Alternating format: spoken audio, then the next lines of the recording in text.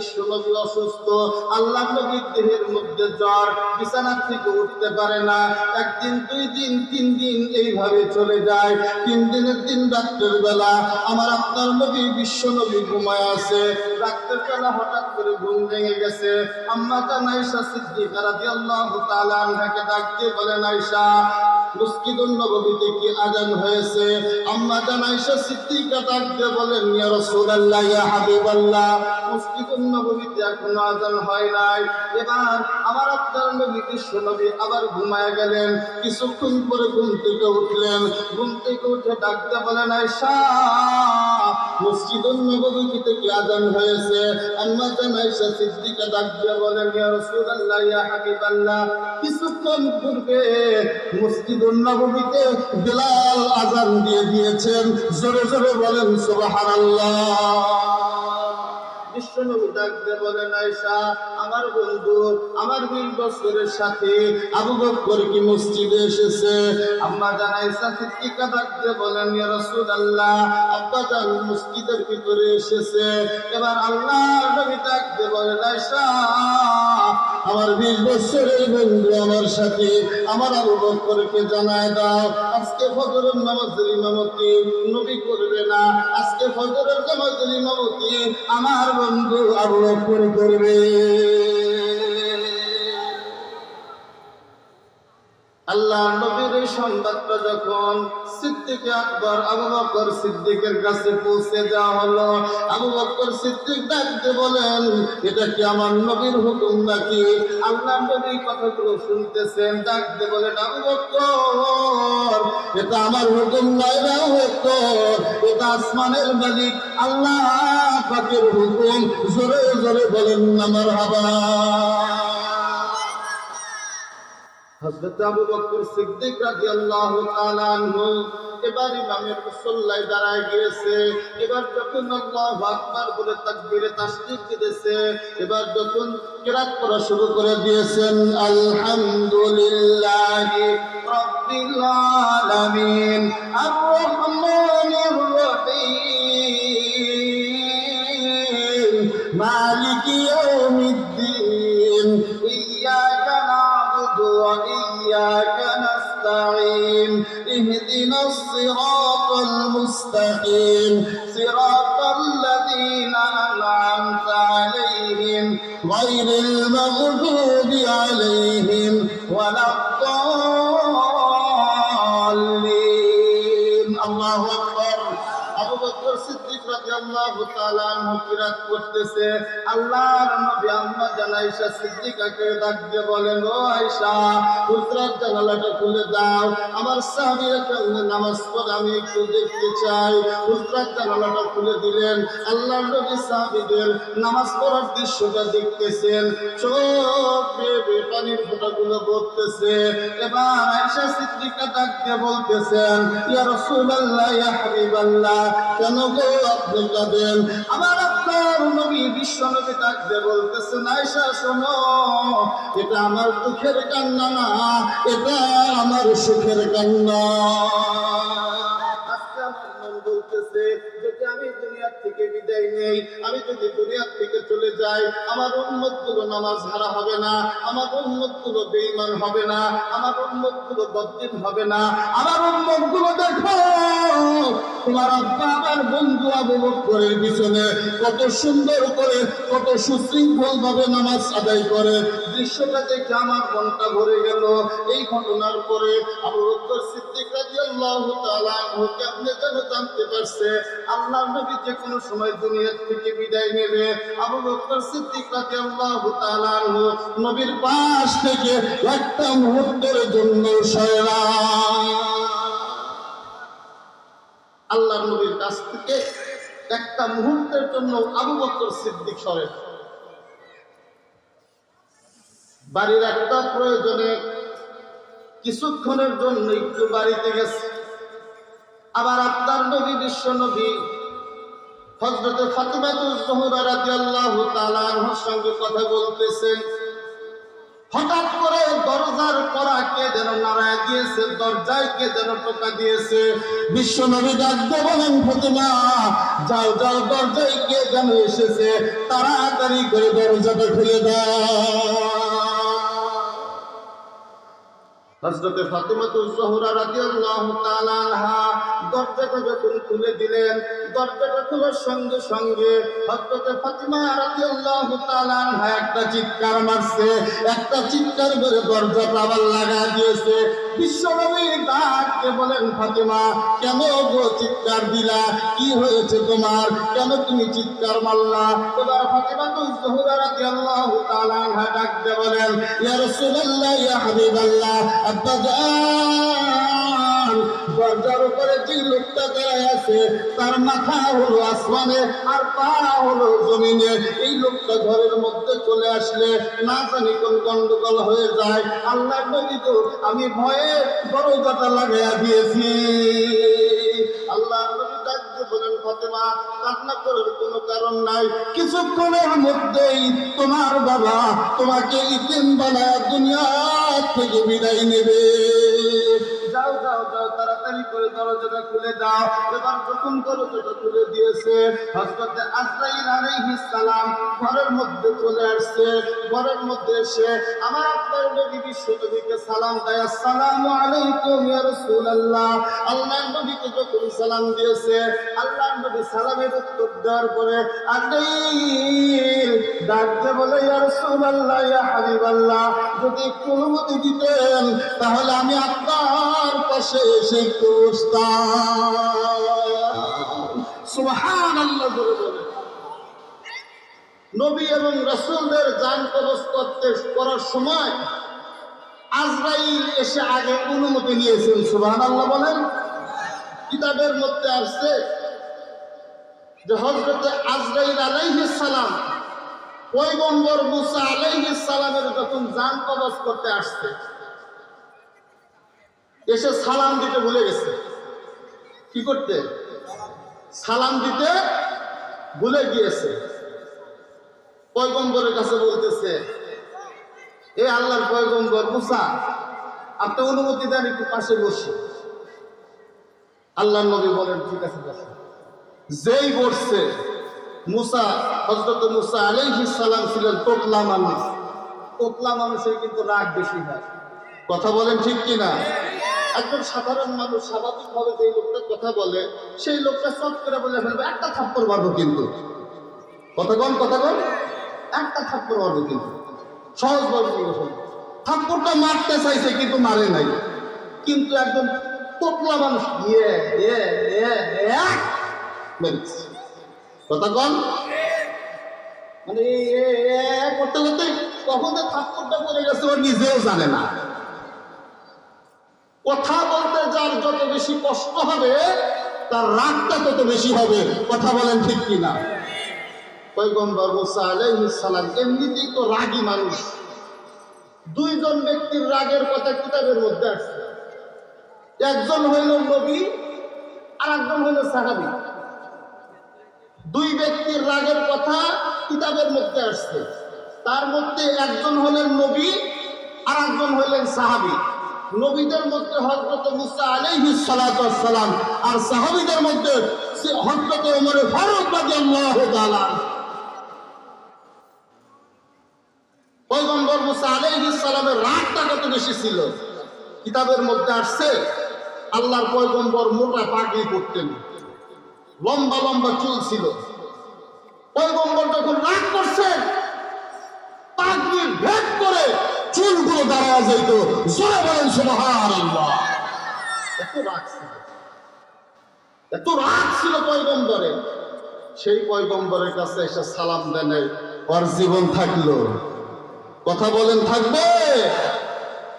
যেই মাত্র আজরাইল এসে পাশে বসছে, এত জোরে একটা থাপ্পড় মারছে, এক থাপ্পড়ে আজরাইলের ডান চোখ কানা হয়ে গেছে।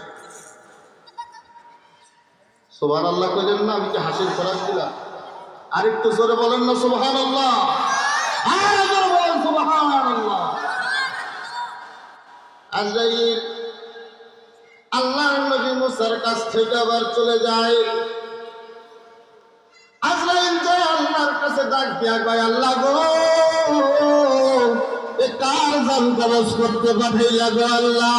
একটা থাপ্পড় মারছে, একটা থাপ্পড়েই দান করতে কানা করে ফেলাইছে।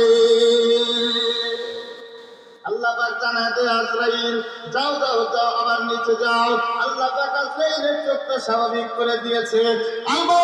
আমার বন্ধু পয়গম্বর মুসাকে ডাক দিয়ে বলো যে মুসা যদি হায়াত চাই তো আমি হায়াত দেব, যাও আগে তার কাছে যা সালাম দিয়ে ক্ষমা চাও।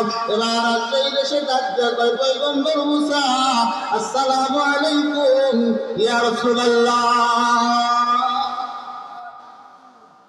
পয়গম্বর মুসা কয় এখন ঠিক আছে, ওয়ালাইকুম আসসালাম। কি গো? আজরাইল ডাকতে বলেন ওগো আল্লাহর নবী মুসা, আল্লাহ পাক জানায় দিয়েছেন যদি আপনি মৃত্যুকে ভয় পান, আপনি যদি মরতে না চান, আল্লাহ পাক আপনাকে হায়াত দেবেন। পয়গম্বর মুসা আলাইহিস সালাম ডাকতে বলেন না না না, আল্লাহ আমাকে কতদিন হায়াত দেবেন? এবার আজরাইল ডাকতে বলতেছেন আল্লাহর নবী মুসা একটা গরুর উপরে আপনি হাত রাখবেন, হাতের নিচে যতগুলো লোম করবে, যতগুলো পশম করবে, ততদিন আল্লাহ পাক আপনাকে হায়াত দান করবেন। জোরে জোরে বলেন না সুবহানাল্লাহ। আল্লাহর নবী মুসা ডাক দিয়ে কয় তারপরে বড় লাগবে কুল্লু নাফসিন যায়িকাতুল মাউত, প্রত্যেকটা প্রাণীকে আপন মৃত্যুর স্বাদ ভোগ করতে হবে, এরপরে বড়ই লাগবে। আল্লাহর পয়গম্বর ডাক দেয় কয় না না না, যেহেতু আমাকে মরতেই হবে, 2 দিন আগে বা 2 দিন পরে, 100 বছর 200 বছর 500 বছর 1000 বছর পরে আমাকে মরতে হবে, না না আমি বাঁচতে চাই না, আল্লাহর হুকুম হয়েছে আমার জান কবজ করে নিয়ে যাও। জোরে জোরে বলেন না সুবহানাল্লাহ। আল্লাহর নবী বিশ্বনবীর কাছে আজরাইল এসে ডাক দিয়ে বলতেছেন ইয়া রাসূলুল্লাহ ইয়া হাবিবাল্লাহ, যদি অনুমতি দিতেন আপনার পাশে একটু বসতাম। আল্লাহর নবী বলেন বসো।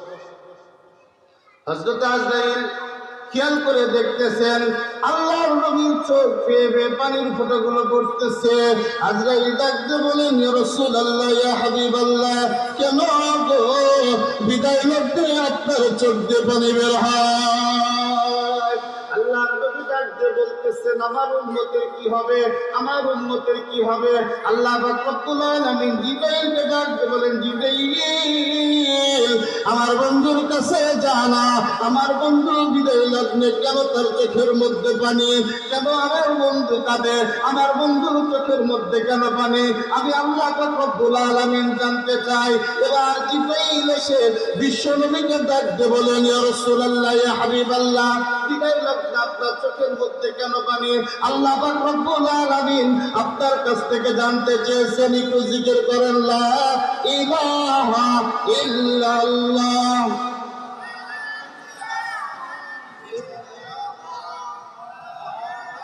লা ইলাহা ইল্লাল্লাহ।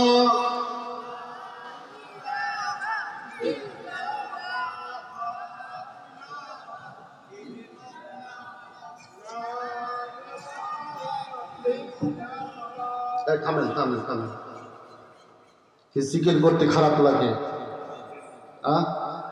যেভাবে জিকির করতেছেন মনে হইতেছে খুব ঠেকাপ করে জিকির করতেছে, তাই মনে হইতেছে না? একটু আওয়াজ বের করে একটু জিকির করেন তো, লা ইলাহা ইল্লাল্লাহ।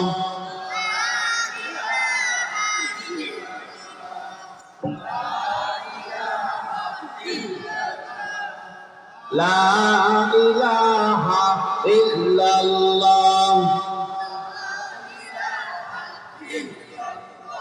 বহু দূরে মদিনা আমরা কেমনে যাব জানি না, বহু দূরে মদিনা আমরা কেমনে যাব জানি না। দয়া করো দয়াল মিটাও মনের বাসনা, লা ইলাহা ইল্লাল্লাহ।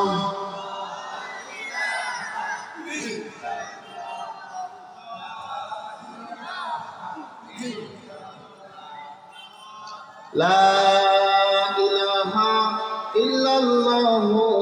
মুহাম্মাদুর রাসূলুল্লাহ। সকলেই মিলে বলেন সাল্লাল্লাহু আলাইহি ওয়াসাল্লাম। আমার বন্ধুগণ, এবার আমার আপনার নবী, বিশ্ব নবী চোখ বেয়ে পানির ফোঁটাগুলো পড়তেছে। জিবরাইল ডাকতে বলেন, ইয়া রাসূলুল্লাহ, ইয়া হাবিবাল্লাহ, আল্লাহ পাক রব্বুল আলামিন জানতে চেয়েছেন কেন আপনার চোখের মধ্যে পানি দেখা যায়।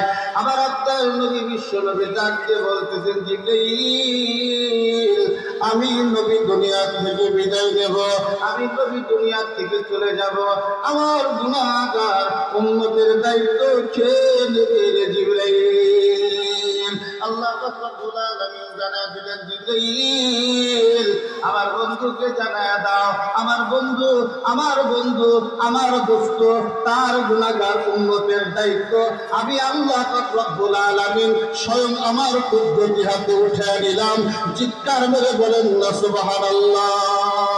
আল্লাহ পাক রব্বুল আলামিন হযরত জিবরাইলের মাধ্যমে জানায় দিলেন, জিবরাইল, আমার বন্ধুকে জানায় দাও, আমার বন্ধুর উম্মতগুলা যদি মৃত্যুর 10 বছর আগে তওবা করতে পারে, আমি আল্লাহ পাক রব্বুল আলামিন বন্ধুর খাতিরে তার উম্মতের গুনাহগুলো মাফ করে দেব। জোরে জোরে বলেন না সুবহানাল্লাহ।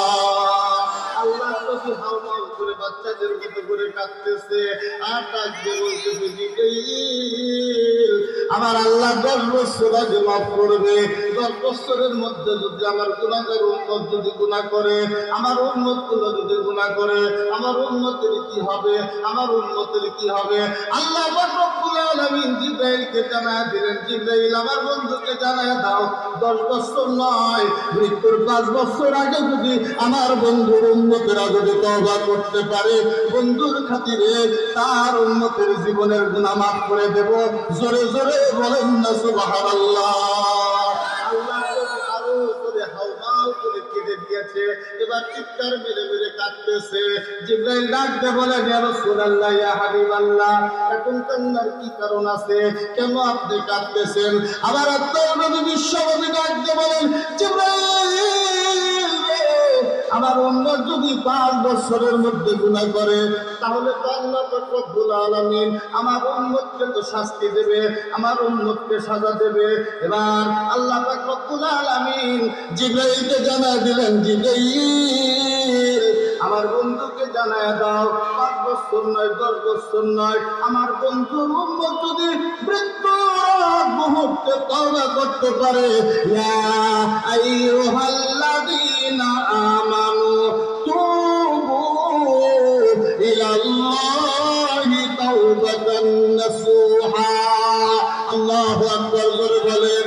আল্লাহ পাক রব্বুল আলামিন জানায় দিলেন, ও জিবরাইল, আমার বন্ধুকে জানায় দাও, আমার বন্ধুর উম্মত যদি মৃত্যুর আগ মুহূর্তে আমি আল্লাহকে আল্লাহ বলে তওবা করতে পারে, তাহলে আমি আল্লাহ ওয়াদা দিলাম বন্ধুর খাতিরে বন্ধুর উম্মতের জীবনের সমস্ত গুনাহগুলোকে মাফ করে দেব। জোরে জোরে বলেন না সুবহানাল্লাহ। এই নবীর উম্মত হয়েছি ভাই, এই নবীর উম্মত হয়েছি। এই নবীকে ভালোবাসেন তো সকলেই? আমার বন্ধুগণ, এবার আল্লাহর নবী কান্না থামালেন। হযরত আজরাইল ডাকতে বলেন, ইয়া রাসূলুল্লাহ, ইয়া হাবিবাল্লাহ, যদি আপনি অনুমতি দেন জানটা কবজ করতে পারি। আজরাইল আল্লাহর নবীর কাছে অনুমতি চাইলেন, বিশ্ব নবী অনুমতি দিয়ে দিলেন। আজরাইল এবার আল্লাহর নবীর বুকের উপরে ডান হাতটা এইভাবে রাখছে। আল্লাহর নবীর বুকের উপরে যখন ডান হাতটা রাখছে, বিশ্ব নবীর ঠোঁট দুটো কাঁপতেছে, চোখ বেয়ে পানির ফোঁটাগুলো পড়তেছে ডালিমের রসের মতো। আল্লাহর নবী ডাকতে বলেন, আজরাইল, কি উঠে দিয়েছ বুকের উপরে? আজরাইল ডাকতে বলেন, ইয়া রাসূলুল্লাহ, ইয়া হাবিবাল্লাহ, আমার ডান হাতটা আপনার বুকে উঠে দিয়েছে। আল্লাহর নবী ডাকতে বলতেছেন, আজরাইল, তোমার ডান হাতটা বুকের উপরে উঠে দিয়েছ, মনে হইতেছে বহুত পাহাড়টা আমার বুকের উপরে উঠে দিয়েছ। আজরাইল রে, আমি নবী আমারে না বানাইলে আল্লাহ পাক রব্বুল আলামিন তামাম দুনিয়ার কিছুই বানাইতেন না। তার জান কবজ করতে এত কষ্ট দাও, না জানি গুনাহগার উম্মতের জান কবজ করতে কত কষ্ট দাও। আজকে থেকে কিয়ামত পর্যন্ত যত উম্মতের জান কবজের কষ্ট একত্রিত করিয়া আমার বুকে চাপায়াতে গুনাহগার উম্মতকে কাঁদায়ো না। আজকে দেখতে বলতেছেন ইয়া রাসূলুল্লাহ, ইয়া হাবিবাল্লাহ, আল্লাহ পাক রব্বুল আলামিন আপনার জান কবজ করতে প্রেরণ করে দিয়েছেন। আবার যখন রওনা দেই, যখন আমি বের হয়ে আসি, আল্লাহ পাক রব্বুল আলামিন পিছন দিক থেকে এক নয় দুই নয় তিনবার করে ডাক দিয়ে বলে দিয়েছেন, আজরাইল আমার বন্ধুর জান কবজ করবে, আমার বন্ধু যেন কষ্ট না পায়। আমি চেষ্টা করতেছি কোন কৌশলে আপনার জানটা কবজ করলে আপনার কষ্ট কম হয়। হাতটা একবার ডান দিকে নেয়, একবার বাম দিকে নেয়, একবার সামনের দিকে নেয়, একবার পিছন দিকে নেয়, এইভাবে আস্তে আস্তে করতেছে। আল্লাহর নবীর চোখ বেয়ে বেয়ে পানির ফোঁটাগুলো পড়তেছে। হঠাৎ করেই আজরাইল বিশ্ব নবীর জানটা কবজ করে বিদায় হয়ে গেছে।